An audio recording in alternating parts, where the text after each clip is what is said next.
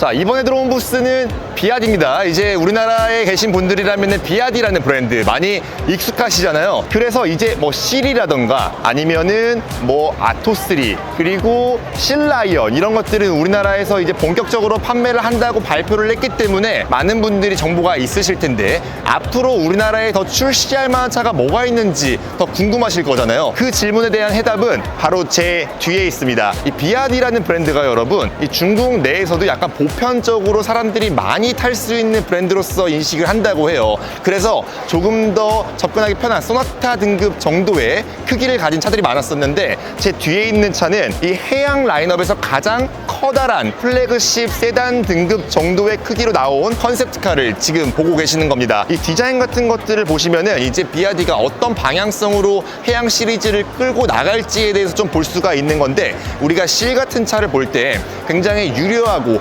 디자인적으로 되게 미려하고 예쁜 그런 차들을 볼 수가 있었잖아요. 근데 제 뒤에 있는 이런 디자인을 새롭게 가지게 되면서 조금 더 날카롭고 미래적인 느낌까지 주도록 구성을 해놓은 모습을 볼 수가 있습니다. 지금 헤드램프 같은 것들을 보시면은 그렇게 컨셉카라고 볼 수가 없는 요소들을 많이 볼 수가 있는데, 저 안에 디테일 같은 것들도 지금 구현해도 충분히 가능한 그런 요소들을 볼 수가 있어요. 그리고 저 위에 건 당연히 데일라이트겠고, 그 아래에 있는 헤드램프 같은 경우에는 지금 현재 현대기아 뭐 EV9이나 이런 데에 들어가 있는 헤드램프처럼 촘촘촘촘가 박혀 있는 그런 램프 종류들을 볼 수가 있고, 전반적으로 되게 불가능하지 않은 그런 디자인들을 담고 있다, 현실적인 디자인을 갖고 있다 라고 보시면 될 것 같습니다. 자, 시선을 조금 더 옮겨가지고 옆모습을 보자면은 이 차가 이제 어떤 라인으로 딱 자리를 하게 될지 보이지 않습니까? 그러니까 이 차의 이름이 오션 S라는 차인데, 누가 봐도 테슬라 모델 S 같이 이렇게 엄청 커다란 대형 전기 세단을 꿈꾸고 있는 듯한 모습을 볼 수가 있습니다. 라인 굉장히 예쁘게 뽑혔고요. 그렇기 때문에 전반적인 라인이나 크기나 이런 것들로 봤을 때 비아디가 이제는 조금 더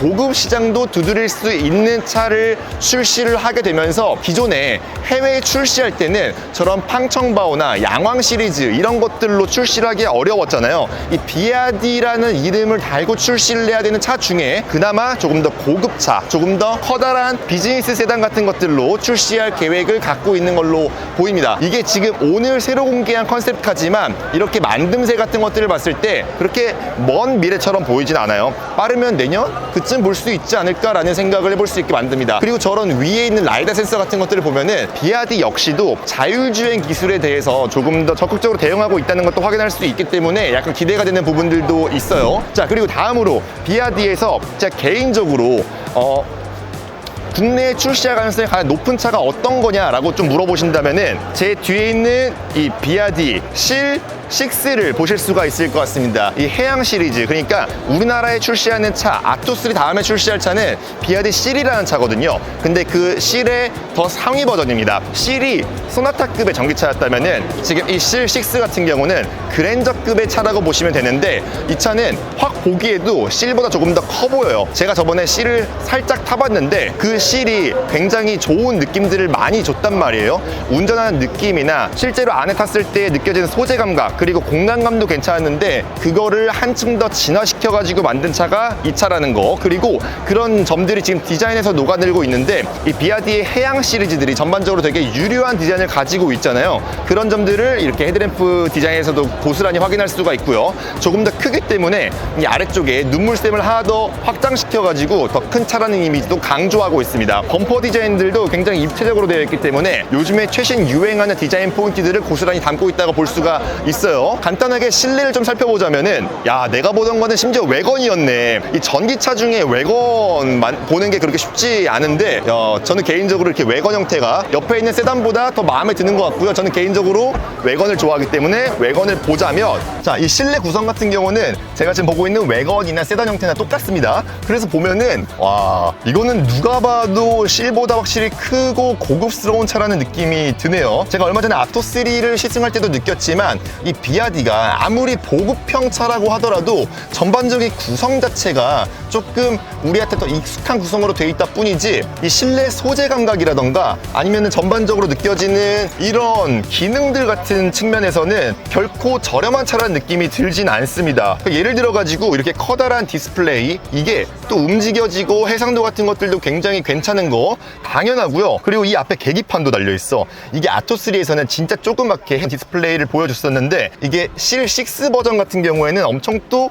해상도도 좋고 딱 보기 좋은 많은 정보를 담고 있는 그런 계기판을 담고 있기 때문에 그런 점들도 마음에 들고요. 무엇보다 마음에 드는 거는 시트가 진짜 푹신한데 운전 자세 잡기가 좋다. 그래가지고 확실히 내가 지금까지 탔던 비아디 차들 중에 조금 더 고급차라는 느낌이 들고 실내 소재 감각 같은 것들도 어디 뭐 흠잡을 데가 별로 없어요. 이게 비아디라는 브랜드에서 나오는 보급형 전기차인데도 불구하고 만약에 우리나라에 출시한다 그러면은 뭐 5천만 원 중반대 정도나 출시할까? 그럴 텐데도 불구하고 전반적인 소재 감각들, 넓이, 기능들 어디 하나 손색이 없다는 거. 제가 요즘에 특히 비아디 차들을 보면서 많이 놀라는 부분들이 뭐냐면은 이런 버튼류들 누르는 거 있잖아요. 이런 부분들에서 특히 많이 놀랐는데 좀 짜증날 정도야. 왜냐하면 이 안에 보통 플라스틱들이 특히 방향 지시등 같은 경우에는 아무리 BMW를 타더라도 안에가 텅텅 비어있는 느낌이 나잖아요. 근데 지금 비아디 중국 차들의 이런 소재 감각 같은 것들을 봤을 때는 안에가 텅텅 비어있는 그런 가벼운 느낌들이 나질 않아요. 만듦새 측면에서는 중국차가 진짜 빠르고 무섭게 치고 올라온다는 그런 감각들을 받을 수가 있다는 거예요. 실내 디자인도 여전히 유려하고 예쁘고요. 자, 그리고 지금은 이제 세단 버전의 2열 공간으로 왔습니다. 아무래도 제가 아까 살펴봤던 외관 버전보다는 세단 버전의 2열 공간의 머리 공간이 조금 더 부족할 수 있잖아요. 근데 지금 보시기에 어떠세요? 이렇게 앉아있을 때 머리 공간 지금 충분합니다. 제가 앉을 수 있으면 거의 대부분의 사람들은 넉넉하게 앉을 수 있다고 말씀을 드렸잖아요. 무릎 공간도 이 정도가 남고요. 이게 아까부터 되게 놀라운 점이 뭐냐면은 이 중국 전기차들의 대부분이 특히 이 비아디 쪽에서는 더더욱 시트의 가죽 느낌이 굉장히 좋아요. 너무너무 폭신폭신하고요. 이렇게 만졌을 때 이 안쪽